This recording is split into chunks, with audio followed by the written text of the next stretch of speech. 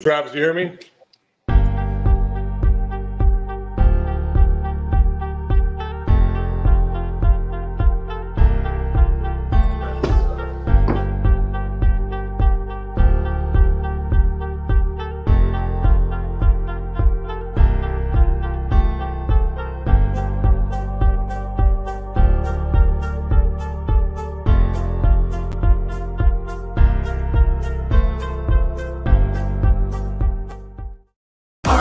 Kielty, plumbing, heating, cooling, celebrating 15 years of bringing comfort to you. Feeling wilty, call RJ Kielty, they'll get your system working to cool you down. And if fixing a leak is what you seek, RJ Kielty service is the best around. RJ Kielty, plumbing, heating, cooling, over 50 years of bringing comfort to you. My wife full permission if I sing that to somebody else to see. All right, episode 3, Kielty's Corner. I have Travis Meares here. Me and Travis have been friends for, I don't know, at least 15 years plus. We respect each other. But I want to kind of give the mic to him, kind of tell us a little bit about his story with business. I know he owned Shenanigans Bar, and I'll let him start. Oh. You're starting with the bar? I started with the bar. Yeah. This is the worst decision I ever made. Talk about it.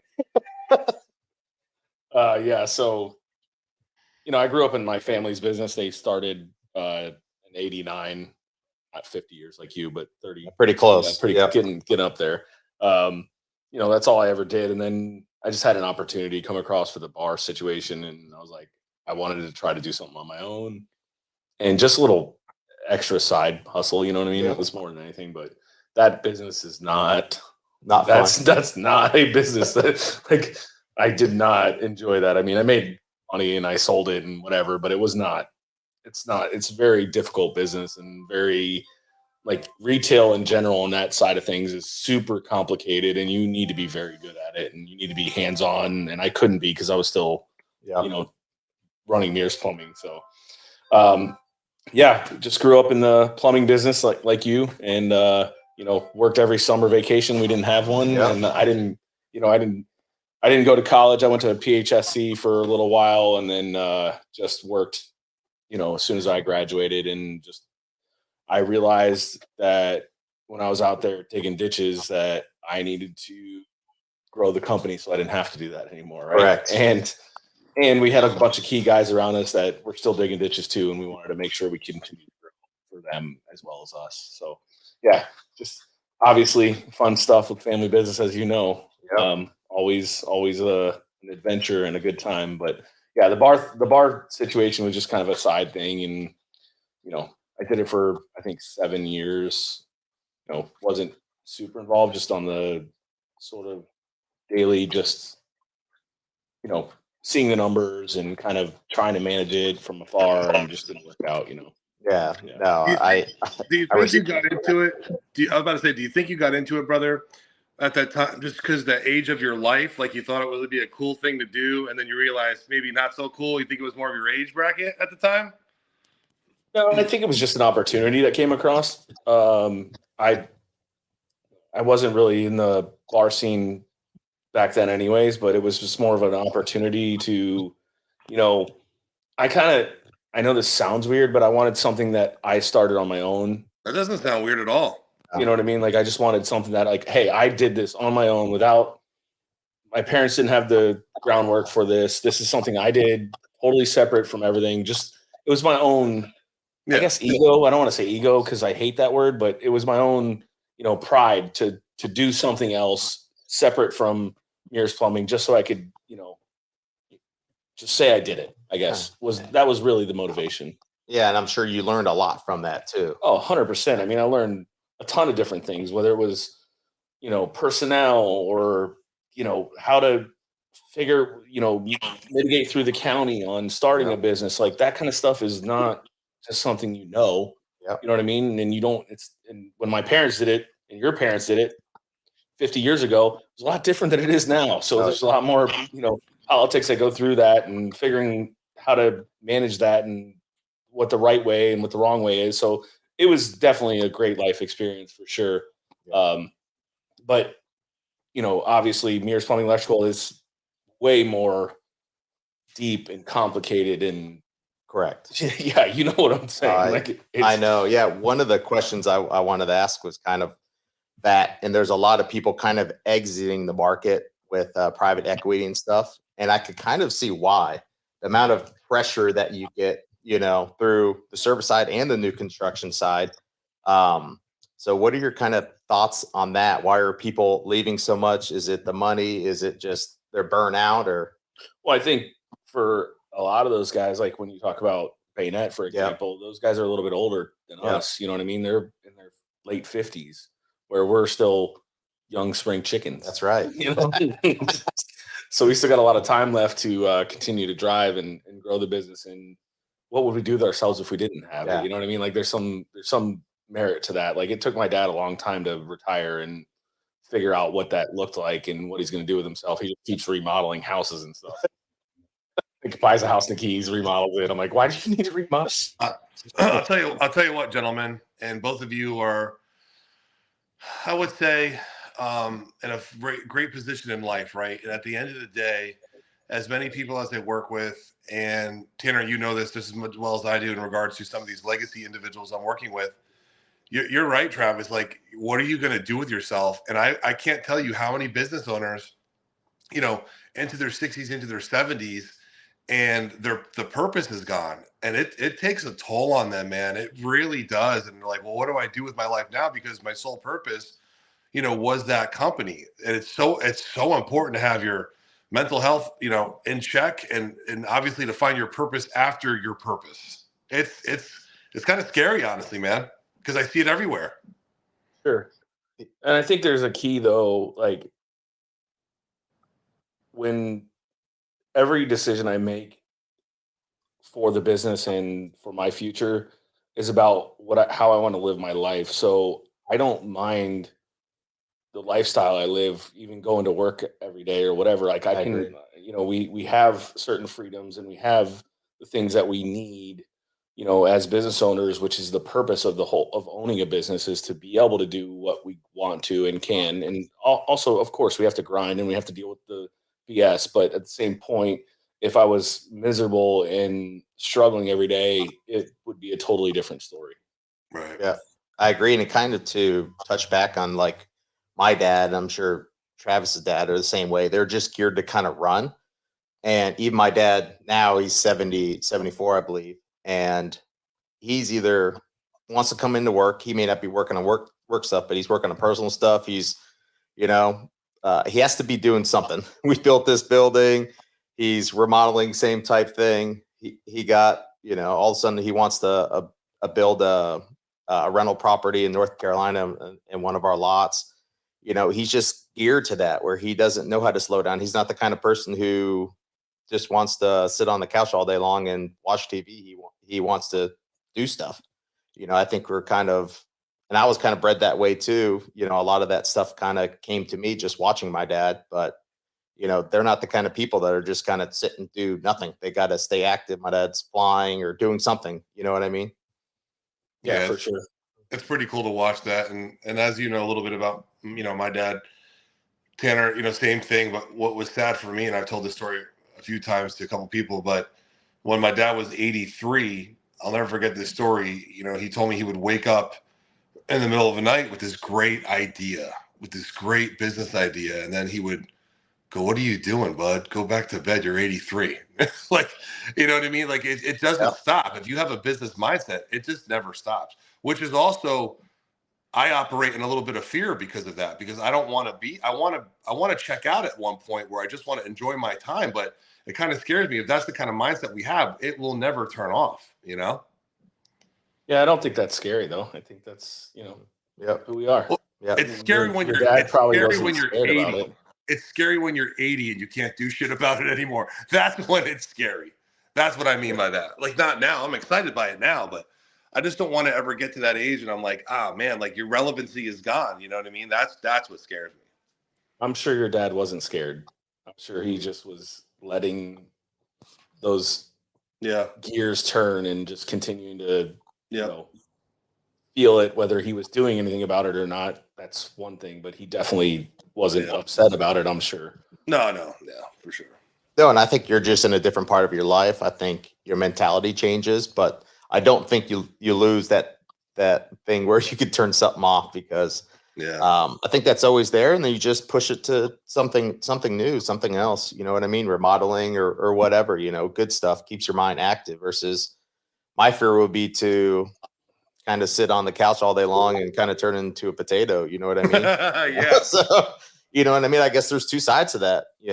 And the funny part is like I talk to a couple of my managers about this all the time. Like, listen, I have the best ideas when I'm clear of any distractions or tasks that are set in front of me. When I don't have any of that stuff going on, that's when my mind actually clicks and works in a better situation where I can think forward rather than backwards. And I think that that's where I love the space that I love to be in. And I think that, like, for Reagan, for your dad, like, that's probably the space he loved to be in too. And for our dad, like, that mindset is just so clear and so awesome to be in that mindset and be able to think about what happened, how do we go move this, or how do we move that, or what's our next step? Like, when you're stuck in that day-to-day stuff, you can't do any of that.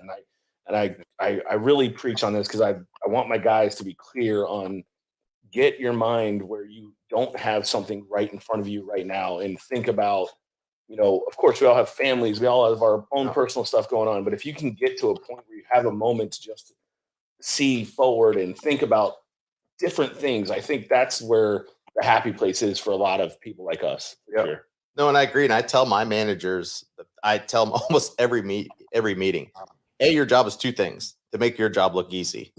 You do that from managing from in front, not from behind. If you're just constantly putting out fires, you're not able to grow.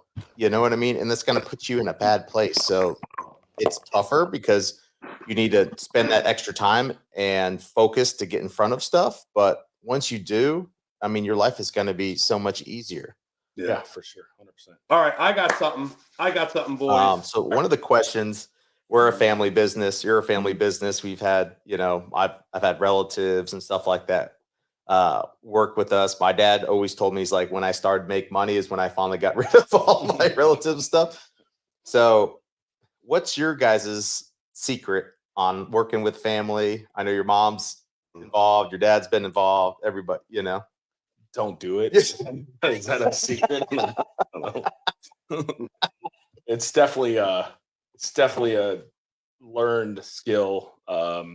Even, Tommy's he's the operations manager, and he's my best friend. He's my best man at my wedding. And there's still times when, we get into it, and then I got to go to his daughter's birthday party that night. You know what I mean? Like, same thing happens with the family stuff. Like, we, back, doesn't happen as much anymore because my mom's semi-retired, my dad's retired, so it doesn't happen as much. But there's definitely been times where, we get into it at the office, don't see eye to eye, and then still have to go to Christmas dinner. You know what I mean? Like, that stuff is very difficult. And, along with working with family in the office and on the management side, there's also staff members that are family. You know what I mean? Because we employ a lot of people, and so do you. You know how it is. Like, there's cousins and uncles and aunts and all shapes, waves, and forms of family. So it's definitely not easy, and it's a learned skill that I learned from a young age of trying to understand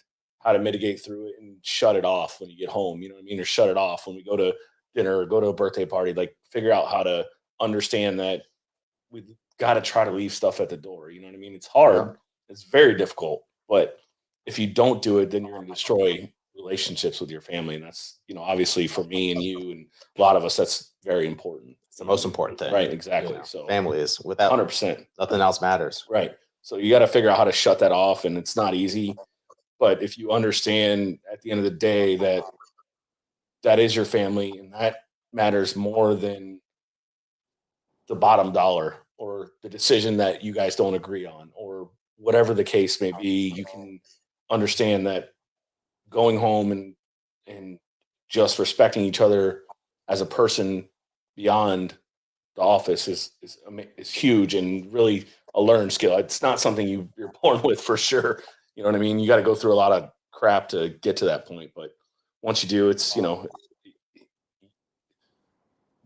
the benefit of working with your family is that you trust them unconditionally. Yep. You know what I mean? There's like, that's like something you can't hire. Yep. You know what I mean? You know that no matter what, they're going to do, whether you agree with their decision or not, they're not putting themselves in front of the greater being of the company. You know what I mean? Like, so as much as it's a burden, it's also a blessing as well. I agree. And that's kind of what I want to say. I'm lucky enough to, you know, work with parents, my brothers, you know, we all work in separate divisions. I think that's kind of what works for us.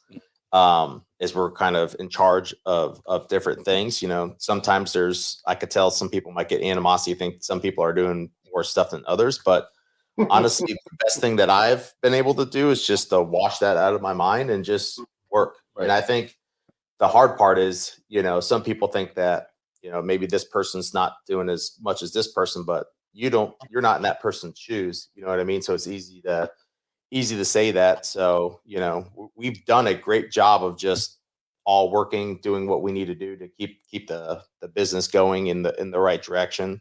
Well, it's amazing that you have the opportunity to separate a little bit where you guys aren't all balled into the same exact conversations constantly. I mean, that's got to be helpful. Yes. In the family business for sure. Like you're not doing exactly the same thing your brothers are doing. So I think that is definitely a huge help, you know, to kind of try to separate things. Cause when it's all mixed together, which is what I've had to deal with, it's like, it makes it a little bit more difficult, but I think being able to divide that and then not worry about, like, you know, your brothers are doing the right thing. You know, they're not sitting in their office playing video games all day. You know what I mean? Like, you know, they're doing whatever they have to continue to drive whatever part of the business they're a part of. And I think that's huge. Yeah.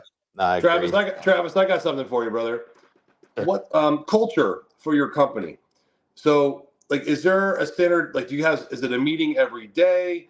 Do you incentivize your guys in the field? Like, kind of talk on that a little bit. So it depends on the division. So we have commercial new construction, residential new construction, and then the service department, which, you know, services homeowners. On the new construction side, it's a little less culture-ish, I guess you could say. Yeah. If that makes sense. On the service side, it's very much culture-ish. It's like we do training Tuesdays and Thursdays, and then Wednesdays we do numbers with the crew, and apprenticeship training.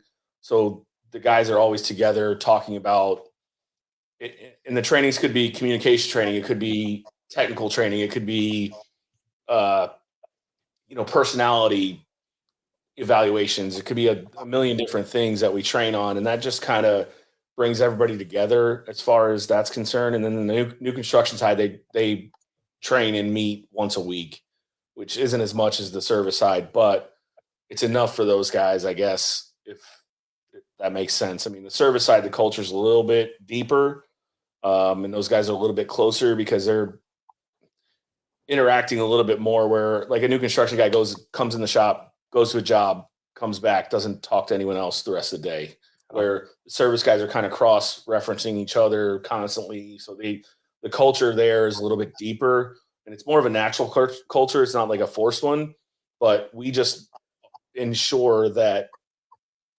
the whole entire organization understands that we're here for them. And we just had a Thanksgiving thing where we fry 12 turkeys and bring everybody into the office and, you know, have catered, and we're doing a Christmas party kind of, you know, where we're having barbecue truck come in and everybody come to the office and just kind of meet and greet and make sure everybody kind of talks as much as we possibly can. It's very difficult with a large company. It's not a simple thing. It's not like we're going to go and have a rah-rah meeting every morning with the whole entire crew. Can't with 180. And I'm sure they start at different times too. I know. And again, with the multiple offices, it makes it also difficult. Yes. Yeah. So that makes it even more difficult, but just constant communication and trying to, you know, I'll send out a video to the whole crew probably every other month or so, just talking about, hey, where the company's at and what's going on or what we're seeing and what the divisions are doing, so that they know kind of, hey, residential knows what commercial is doing, commercial knows what service is doing, just so they can hear it and understand it.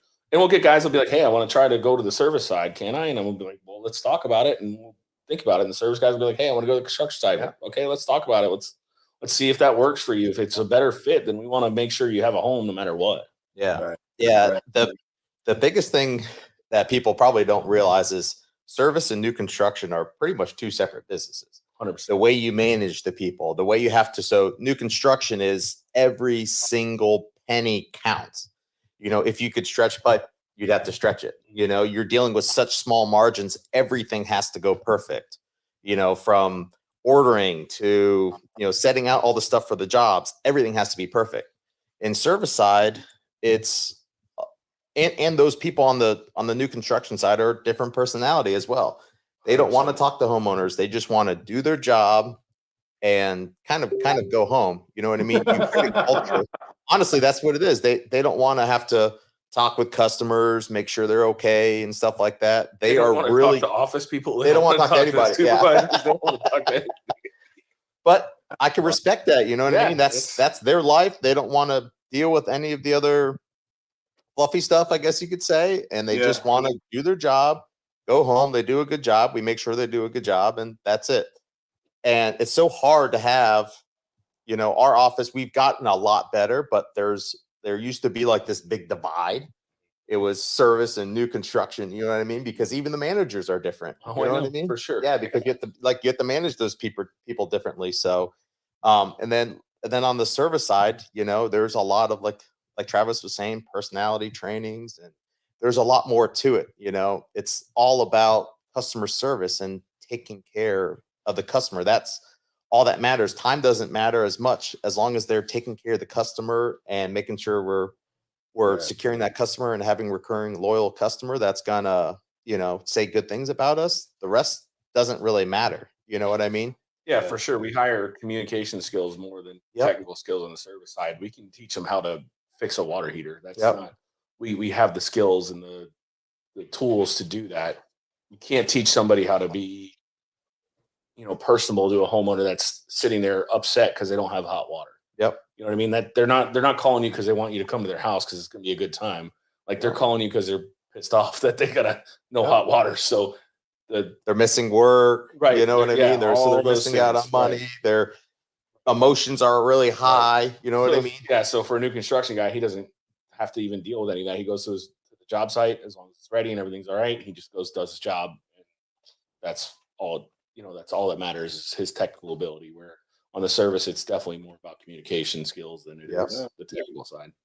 I got something else. This is for both of you. Whoever wants to take it first. So, smaller businesses all over, right? People coming into the industry. What would be the top advice you can give a small plumber, HVAC, electric coming into the industry right now? Like, what would be your top advice to give them? I mean, I would say surround yourself with the best people you possibly can. Yep. That's 100%. You can only do, like we talk about small business all the time. And I got family members that have small business. I'm like, you can only do so much with your own two hands, right? Like you can only make so much money with your two hands. So if you want to grow in our industry, you have to surround yourself with people that can help do what you do or help train people to do what you do or whatever the case may be. But the better people you have around you, that's really going to be your success. Like for Tanner and his family, like they're fortunate to have enough boys to run all the divisions, right? Like that's amazing. Like you guys have people you can trust to run each division. That's the good people around you. And then obviously you guys have your managers underneath you that are great and all that stuff.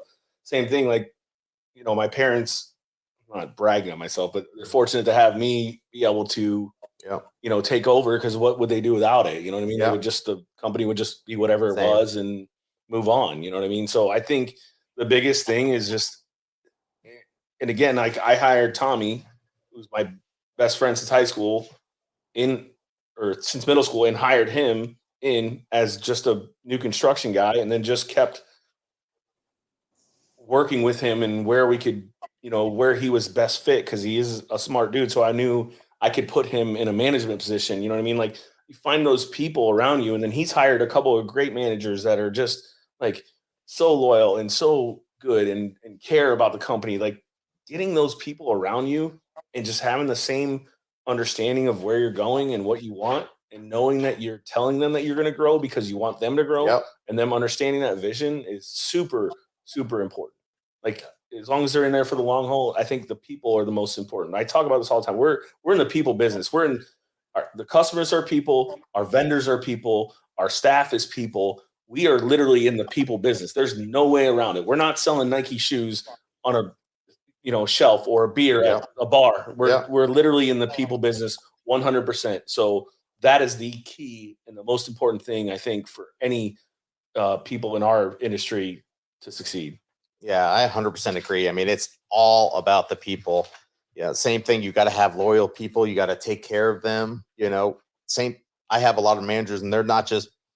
And people talk about this like it's a bad thing, but they're like truly my friends. Right. You know what I mean? I would do anything for them. If they called me at 2 a.m. to come pick them up, I would come pick them up. They're truly. You have a different culture, Tanner, and I watch it, I see it, and it works for you. Like you guys have that mutual respect where you guys can cut up and have those moments of levity, but then when it's time to get serious, it's time to get serious. But that's great that you guys have that. Not everyone has that. They have, and I feel like when there's not enough of moments of levity at work, people don't want to go to work. If it's just work all the time. So I think it's a good mixture.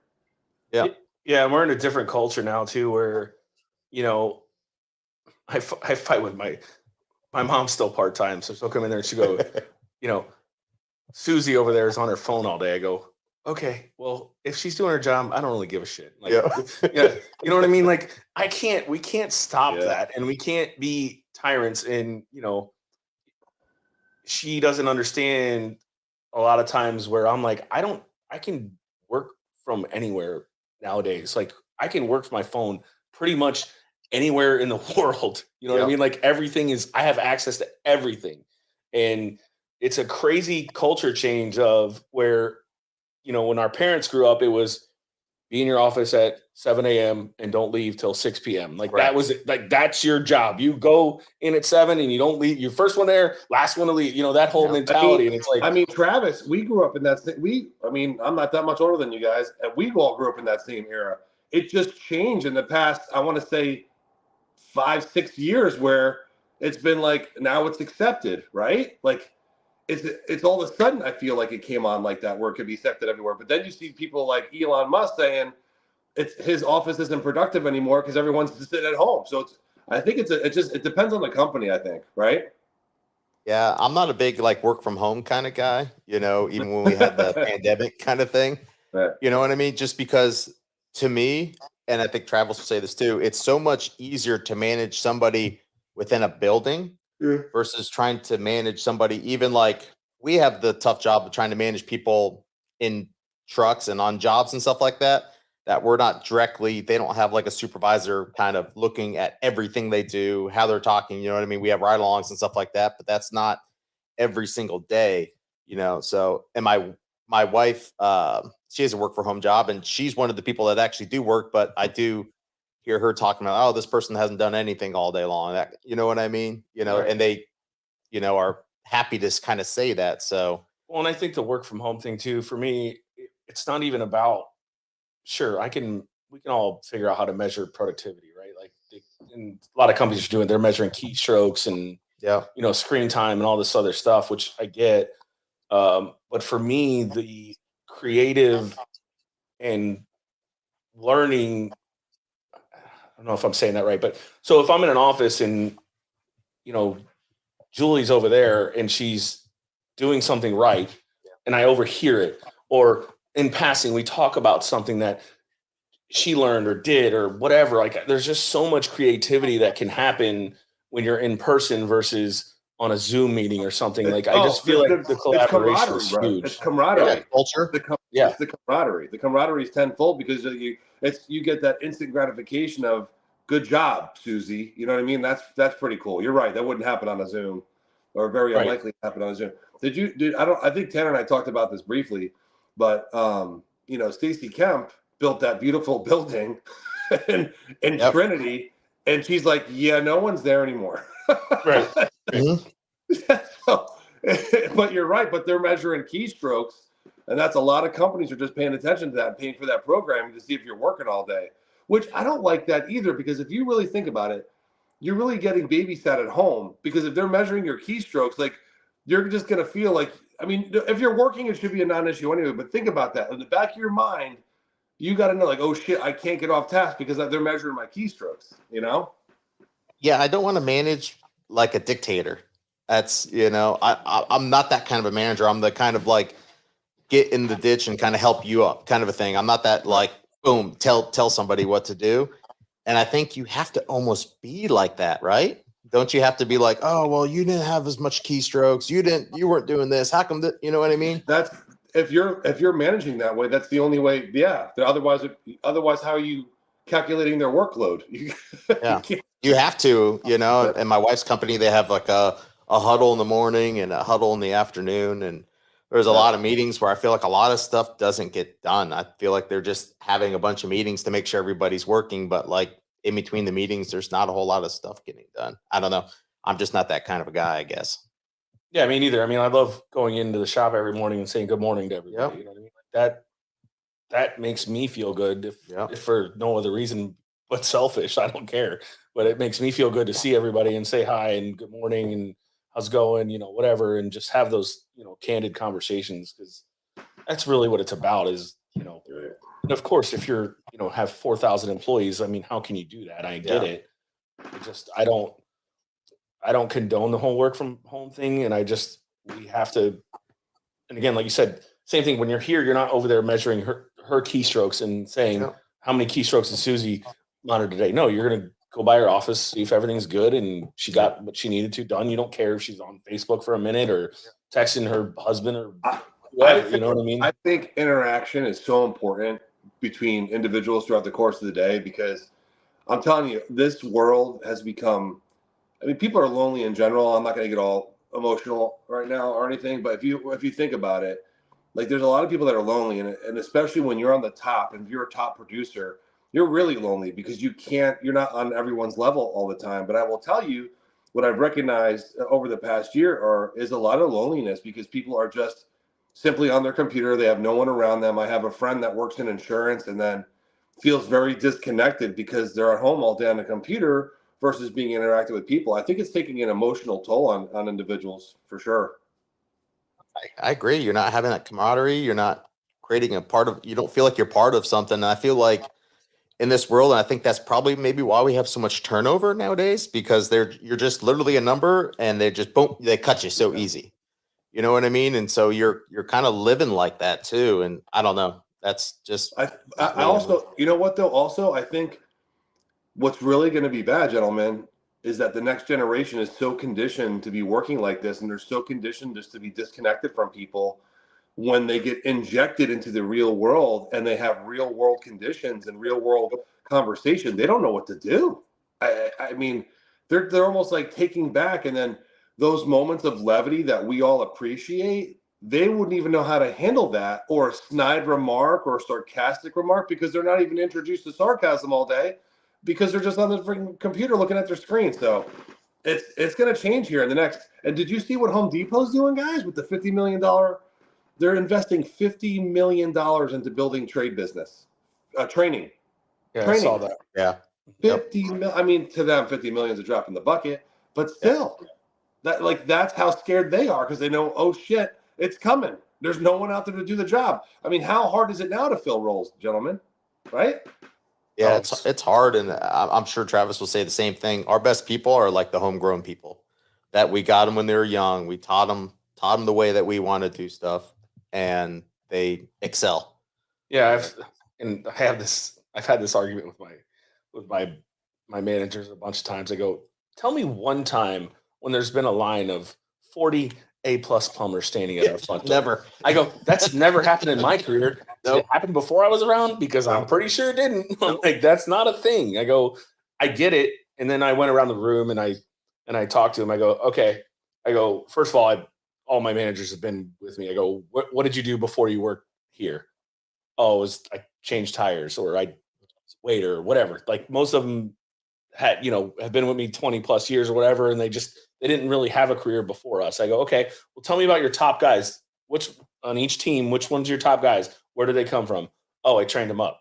I go, exactly. Like this is what we're talking about. Like we got to focus on training our guys and giving them opportunities. And we can't just ignore the fact that we just send them out on a job and hope they do well. You know what I mean? Like even the Same young problems. guys, like we can sit with these guys, sit with the apprentices and talk to them and be like, hey, what have you learned this week? What do you want to learn? Is there something that you're missing? Do we need to try to put you with another crew to try to learn something different? Like those kind of conversations are so huge and so important because again, all we're doing, like me and Tanner, we'll just trade guys. Like, oh, sure, this plumber's leaving, going to Meares. This plumber's leaving, he's going to Kielty. We might as well just swap whenever that happens, like and just call it a day because that's really it's basically NIL deals. Right, exactly. Yeah, exactly.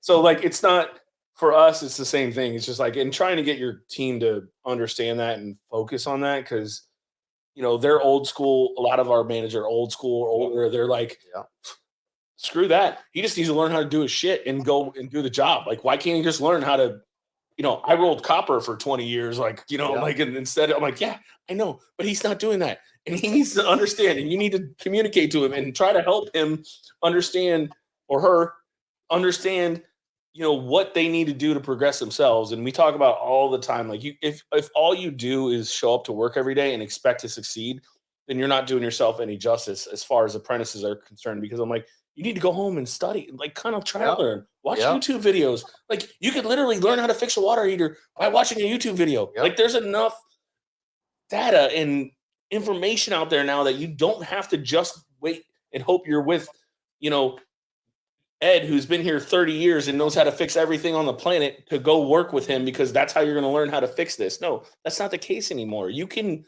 understand stuff and learn stuff. And if you only want to just show up and work your 8 hours or 10 hours or whatever that is, and just that's the end of it, then you're not going to succeed in your career. Because you can easily be, an apprentice can come to us and within the service department, within a year, be in his own truck. Yep. If he's motivated and does studying and does it on his own, he can be a great plumber because the communication skills are there and he can learn how to fix stuff easily anywhere, right? Like he can figure that out. Yep. But if you just sit there and show up every day and hope you're going to learn, like that's not, you're not going to succeed in your career. And it's the same thing on the new construction side. A new construction guy, you could like literally put him on a 2-bath tub set and he could learn, you should be able to learn that in like, what, a month? Yeah. Like how to do that. Just, you're going to do the same thing in the next house. You know what I mean? Because it's so repetitive. Like, but they just have to be motivated. And that's the key, is trying to keep those guys motivated to do that.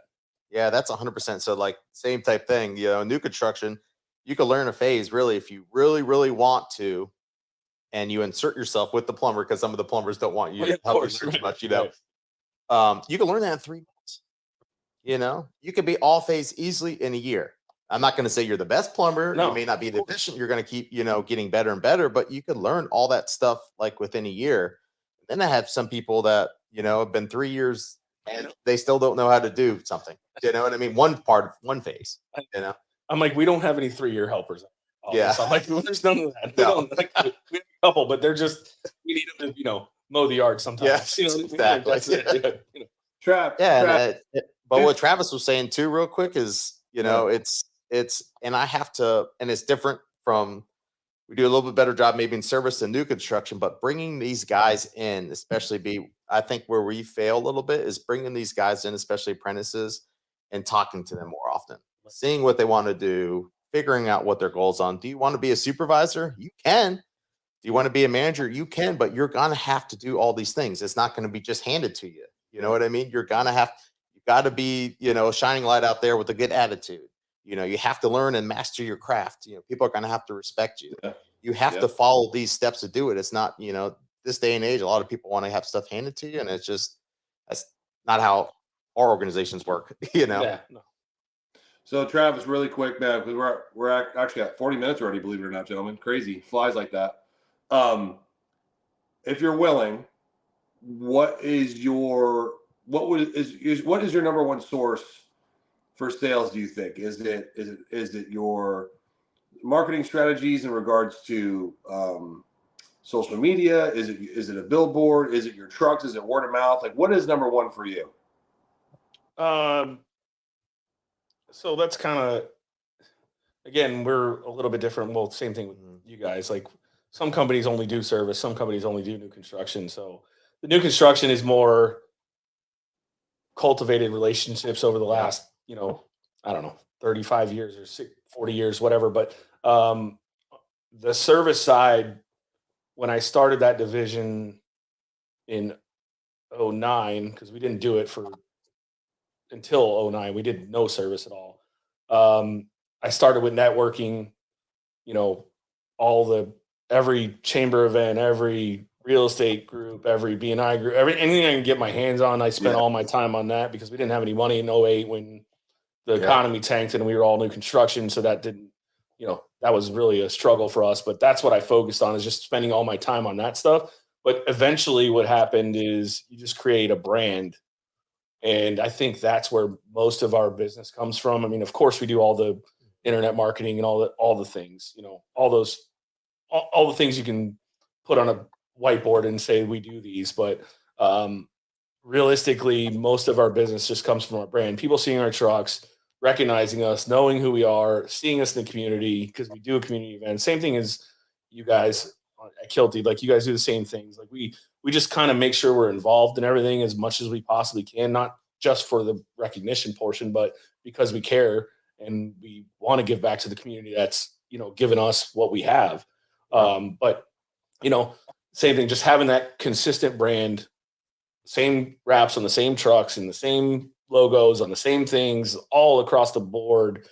The branding situation it takes a long time, but once you get there, I think there's a huge, it's like a snowball effect, I guess you could say. Like, it just, you can't. No, your brand is definitely identifiable, man. I remember when you changed it. I think it's fantastic. I think it looks really good. Yeah, I think you got to be a first mover too. Like Travis always, we were like one of the first people to wrap our trucks in the area. Right. You got to be a first mover, and kind of what you preach, Reagan, is you got to be top of mind and relevant at all times. Yeah. If you lose that relevancy, we, because we were so busy, for the last 10 years or so, I've almost been on cruise control on marketing. I could tell any marketing company that would come in and be like, hey, I can get you work. I'm like, unless you can get me plumbers, I don't want work. I know. Because that was our hardest time. You know what I mean? So like, as the economy kind of slows down a little bit, I kind of love it because I love marketing, and I could tell Travis loves marketing about the stuff he does. That's kind of, I don't know. That's what I love to do. It's really hard to sit back and just go, I really can't market right now because if I get more phone calls, they're just going to be pissed off because I can't get to them for 2 weeks. Yeah, you're going to get a bad review because they're like, I can give them 2 weeks. Do you ever worry though? Do you ever worry? Either one of you, I'm kind of curious. I mean, Tanner, take me out of the equation completely. Do you ever worry that, or maybe because you guys are so established, you don't have to, but maybe it's for smaller companies, but to get to the point, like, I think when you get too busy and people are like, well, I'm going to stop marketing, I think sometimes it hurts them because they actually turn the faucet off. And when they turn the faucet off, they become irrelevant and they kind of disappear. Does that make sense? It does, but when you can't do the work, it's kind of tough to really market. Right. Because you're going to piss people off, honestly, right. No, and I agree with you, Reagan. We don't shut anything off necessarily. We just don't push the envelope. Gotcha. So if your marketing budget exactly is say you're spending 5% a year or whatever on marketing, well, I'm not saying you necessarily shut that off. You're just not going to push it to 10% where that would be a growth model. Yeah. Right. Because you can't service the work. So again, there's a lot more that goes into it. Like when you start looking at call volume and how many book calls you get versus how many calls that come in, and how that dynamic works and what makes sense, because a lot of smaller companies will sit there and go, I need marketing, I need more calls. And then you go, and I'm part of a group that has plumbers, HVAC guys, electricians across the nation. And, I'm on their board, but I'll sit with a couple of guys, maybe guys that have like 3 trucks or something in their service, and they go, well, we need more marketing. We need more calls. I go, all right, well, how many calls are you getting a day? And they don't even know. They don't even know. I'm like, well, how many of those calls are you booking a day? So is it really the amount you need more calls, or do you need to book more calls that are coming in already? I mean, like there's such a key there where you're paying for people to call you, and then you don't know whether you're even capitalizing on those or not. You're not answering the phone. So many people market without having a proper back end. I see it every day. I'm like, you're not prepared. Why are we doing this? It's crazy. All right. Which is why when we started too, it was like this whole, even when we talk about Home Depot and how they, hire plumbers to put in water heaters or whatever, it's like, that's an easy way out for guys that just don't know marketing and don't want to deal with it. So they don't have calls, so they can easily go to Home Depot and go, hey, yeah, we'll put that water heater in for $300. Yep. You know what I mean? But they're getting called. They're getting getting jobs because they don't know how to get jobs any other way. You know what I mean? Like that's how they market and do that thing. But again, if you're not tracking those dynamics, and guys that say they need marketing, and then you go, well, okay, I called your office yesterday. It rang 4 or 8 times before someone answered, or they didn't answer at all and left a voicemail. Like that's a problem. Like if I need calls, my best people are going to be on the phones. When I was starting out in service, I was answering the phones if I had to. It didn't matter. Like you have to just understand that every single call that comes in or every lead that comes in is the most important thing, if that's what you need at that time. Now it's a little harder because, like you said, we're so busy. We're 2 weeks out. Like we don't even care if we get calls calling us. Like we got too many calls as it is. All right, so Tanner, we're at that mark, and I think you had maybe 2 more questions that you wanted to chat, and then I got a couple quick questions, quick answers. All right, quick questions, quick answers. Right. So second generation, and I'm sure you know this. 70% fail. What is your secret?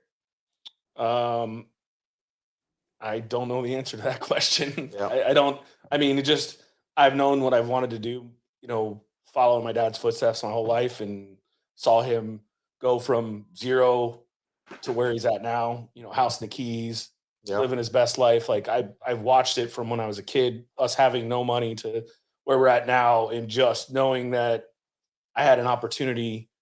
I don't know how to explain that to somebody else.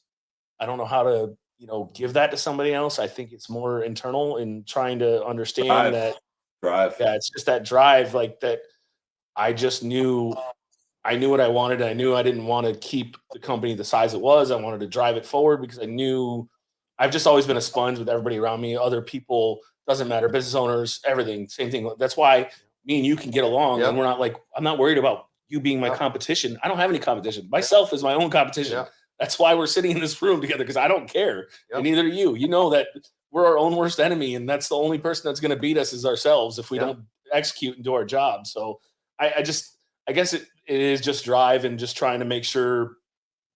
And, the money's not the trophy for me. The success is. Like, I agree. The success is the trophy. And that's really, I've always been a competitor and always wanted to succeed. Yep.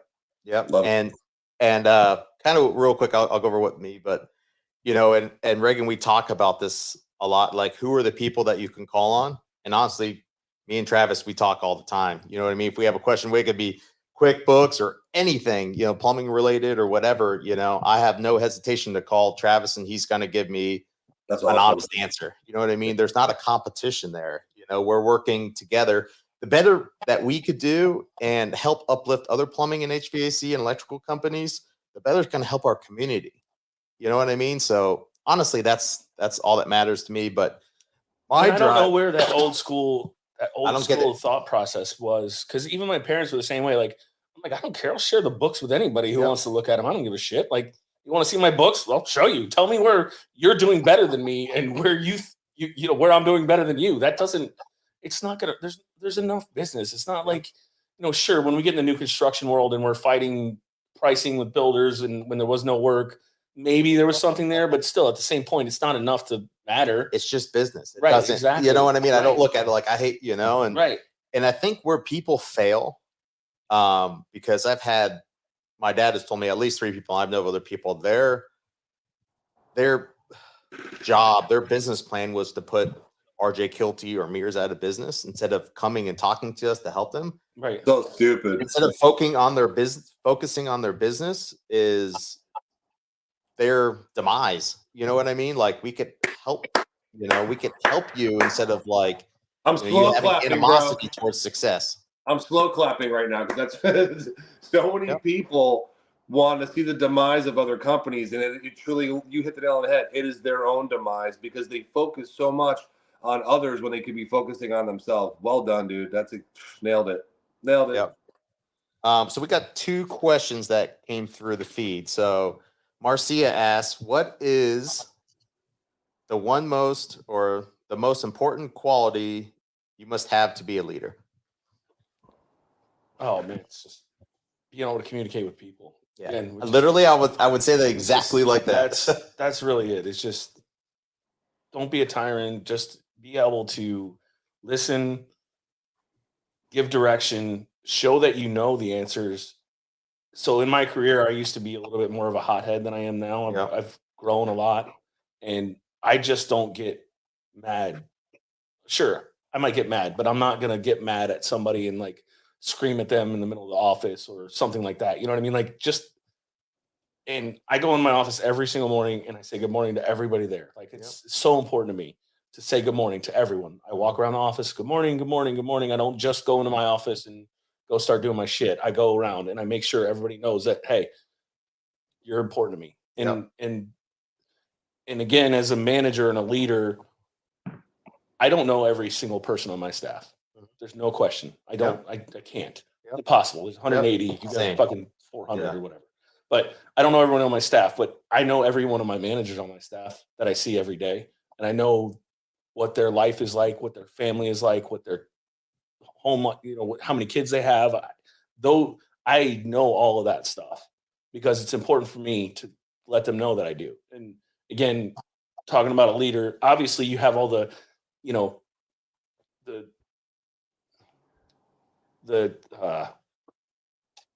dynamics of a business to run or whatever. So that you obviously have to lead that. But if you're doing the right things and they understand the direction you're going in and trying to communicate that to them, then they're going to follow you to the end of earth. And that's why we have so many guys that's what my dad taught me. Because he's got guys that are still here with us now that were with him when he started his business. And like, it's because they understand the direction he's going in and they believed in me, even though I was just a kid, and they believed in me and understanding that I'm still going to push us in the right direction. They trust that I am going to do that because I support them and I'm showing them that I'm going to do the right thing for them.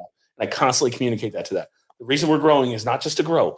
Don't care. It's so that I can continue to give you more money and make your life better. Create opportunities for you. Exactly. That's what I tell the guys. I'm like, I want to create if I'm not growing, I can't create opportunities for people, and I'm going to lose good people because they don't have opportunities. And the best people need to grow. Like the ones that you want to move up and want to have the next step. If you are stagnant, they're going to be like, what am I doing here? I'm going to be stuck at, whatever, 50 grand, 80 grand, whatever it is a year and not have anything to move forward to if the company's not growing. My best guys always are the guys that are pushing me going, I need to make 150 grand in 5 years. I go, okay, well, let me push.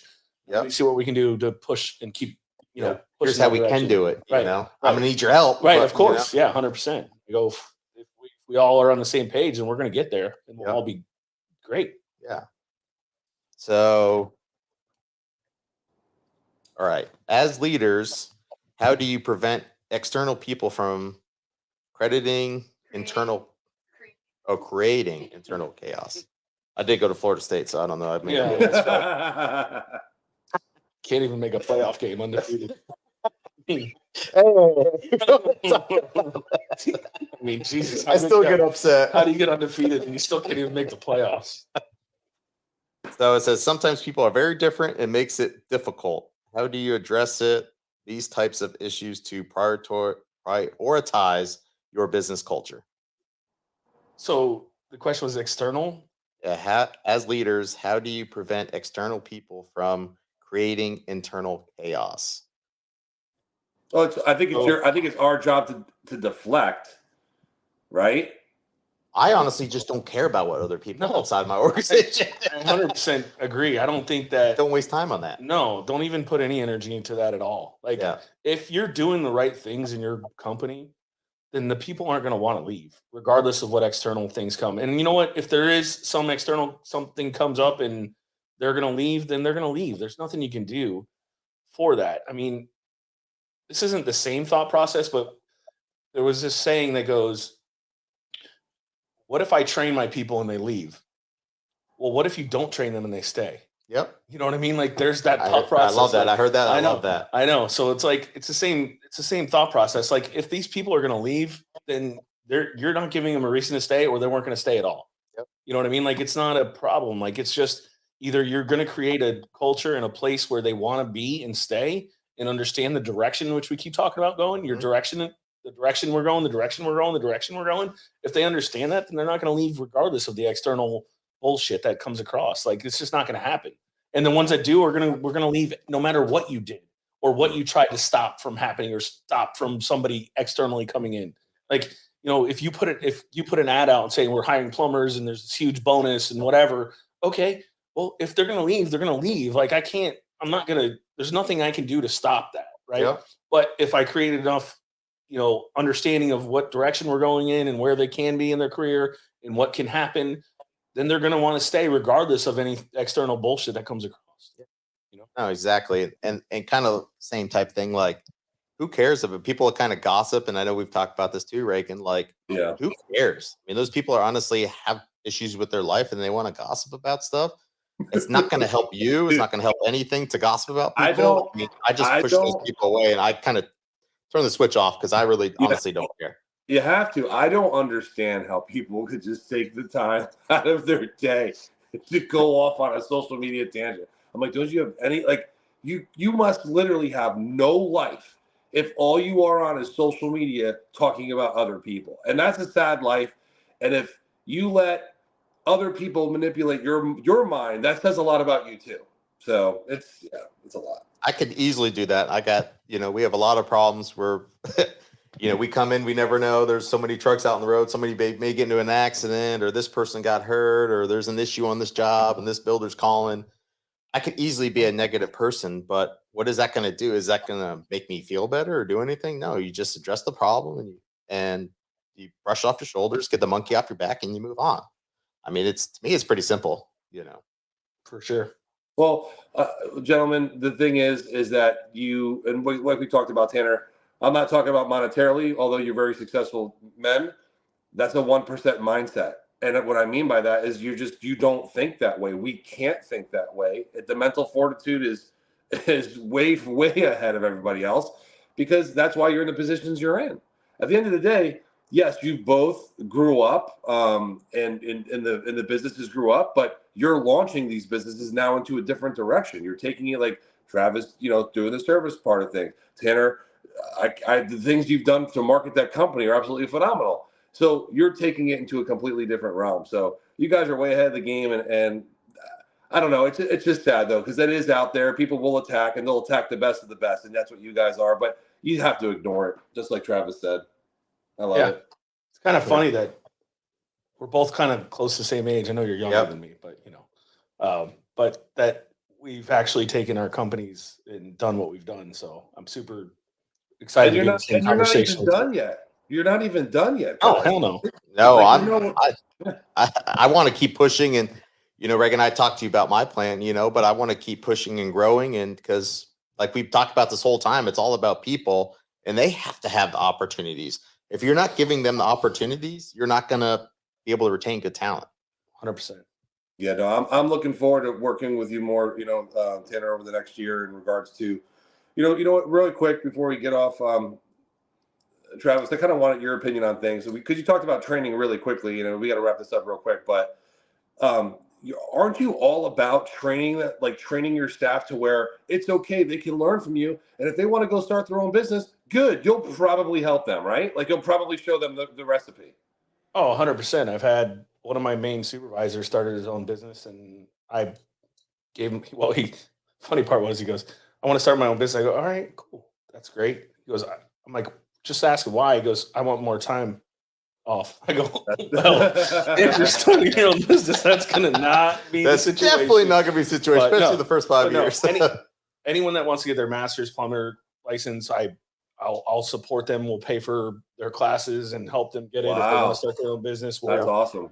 glad to help. And I've talked to, there's been like 3, I think, that went and started their own. I said, listen, the business part is harder than the plumbing part. So if you need help in any way, shape, or form, you can gladly call me. As long as they left on good terms, obviously, which they all of them that are normally that person. I've never had one that hasn't been, but I'll be glad to support them and help them in any way I can to, teach them, because that's the one huge benefit that I had and that Tanner had too, is that they had kind of the base down for us. You know what I mean? Like, we didn't have to learn it. We didn't have to figure it out. Like, the base was there, which is huge. You know what I mean? Like, that's a big learning curve. And same thing when I opened the bar, I had to learn a ton of shit that didn't, that wasn't relevant, that I had no idea what I had to do. Like, I don't know, I didn't deal with some of the taxes and some of the filings and some of that stuff that I had to do, which I'm glad I did, because I learned it, because I just didn't have to deal with it. So it was a huge stepping stone for us to be able to have that in front of us and be able to do what we can to continue to grow the company. Yeah. And I tell employees and stuff like that all the time. They're like, I don't know how to do this. I go, I didn't know how to do 99% of what I did. Exactly. I had to figure it out. So let's work together. I can help you, but we'll figure it out how to do it. Funny part is, I went to college right after high school. I was working in the field, and I would come, as soon as I was done in the field, I would go to classes at night. And what I wanted to learn was the business side. I'm like, I want to go to college. I'm going to learn the business side. Like, I can figure, like, the plumbing side I'm pretty good at already, straight out of high school. But I'm like, I want to learn the business side. And of course, I go to PHSC and they put me in biology. And I'm like, learning about fucking rocks at 5, after I just dug a rough in for 8 hours in the middle of summer, and they put me in a class to teach me about rocks. I'm like, this is BS. So I gave up on that and said, screw it. I'm just going to figure it out on my own, I guess. Yeah. My mind kind of works where you have to do those 2 years, and they're talking about, calculus that I'm like, you'll never use unless you're a calculus teacher or whatever. Until I was lucky enough to, get into my major in entrepreneurship and stuff like that. But I'm like, this is just my mind. Like, I couldn't even know what a formula looks like. You know what I mean? Because my mind will just let it go unless it has to. What's that formula of 13 and 0 and still don't make it? Is that a formula? Just curious. Did they teach that or no? Yeah. So what I learned from that is there's a lot of politics. Exactly. There's politics involved. All right, boys. So listen, it's now 1 hour and 2 minutes in. I know Carol York is in that room. And Carol, what I need from you really quick is to go over there on that microphone, tell everyone about the home show that's coming up in January, and then we're going to wrap this up. But I do want to say, Travis, brother, I know I don't get to see you a lot, but you're a good dude. You're a good guy in the community. We know who you are. I appreciate you very much. Tanner, of course, my brother, it's been a bit. I got to come see you really quickly. And Carol, go ahead. Take it away. Awesome. So hello, everybody. I've been behind the scenes, working behind the computer, making sure the men look good on the screens and everything. Yes, exactly. So our home show. So pretty much like what we just did here, we had 2 people collaborating in the exact same industry. We want to do that, but on a bigger local level. So at the Downtown Newport Richey Recreation and Aquatic Center on January 19th and 20th, we are having our home show, and we are having anybody in the home industry come and set up a display booth, and you can talk about your business, and it's free to the public. So people are going to be coming in and out. It's great because people who have just moved to the industry, odds are they don't know that they don't know a lot of the people in the area. So it's a way for you to connect with community, but also network with 72 other business owners. So that way, let's say if you're a lawn maintenance guy and you want to connect with a let's say a new builder or a remodeler, or if you're a flooring company and you want to connect with a remodeler, like there's so many different business opportunities for you and networking opportunities, as well as the people who are coming in trying to get to know you. You can pitch your services and your company to them, get to know them. So again, it's January 19th and 20th, and I am your main contact if you need absolutely anything for that. So you would just message me and I will get you registered. And we only have table spots left, and we only have about 30, which it seems like a lot, but it's not. And they've been going very quick. So message me and we'll get you registered. And if you guys need anything, I am your information guru for the home show. So thank you, and hope everybody enjoys the podcast. Thank you so much. All right, we're wrapping it up. Thank you, Travis Meares. Thank you, Mr. Tanner Kielty. I am Reagan Weiss, and this was Kielty's Corner. Awesome.